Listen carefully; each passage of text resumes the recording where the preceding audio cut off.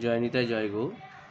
শ্রীমদ্ ভাগবতে নবম স্কন্ধ থেকে পঞ্চম অধ্যায়ে রাজা অম্বরীশের উপাখ্যানে ভগবান সেখানে খুব সুন্দর বলছেন, দেখো যে আমি সম্পূর্ণরূপে ভক্তের অধীন, তাই আমি স্বাধীন নই। আমি সম্পূর্ণরূপে ভক্তের অধীন, তাই আমি স্বাধীন নই। সহজ সরল ভক্তজন আমার হৃদয় তাদের অধিকৃত করে রেখেছেন।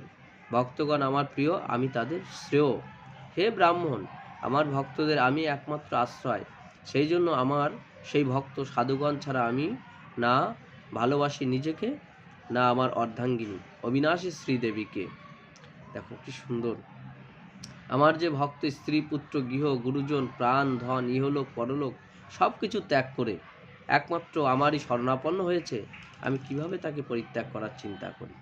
তাহলে একজন ভক্ত সমস্ত কিছু ত্যাগ করে একমাত্র ভগবানের শরণাপন্ন যখন হয়, তখন তো ভগবান সেই কথাটাই বলছে, আমার নিজের অর্ধাঙ্গিনীর থেকেও আমি আমার ভক্তকে বেশি ভালোবাসি করি।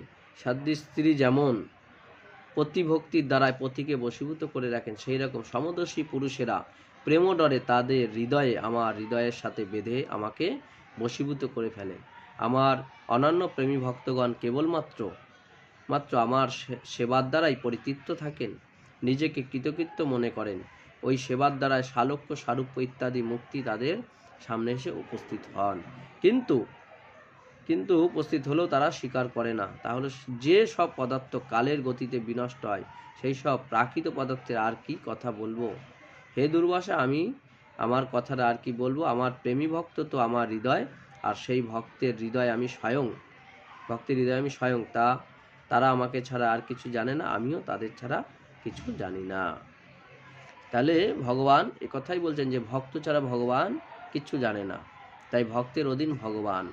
এই জন্য সমস্ত জীবগণকে বলা হচ্ছে, সমস্ত মনুষ্যগণকে, যে ভগবানের স্তুতি ভগবানের গুণগান সর্বময় করে।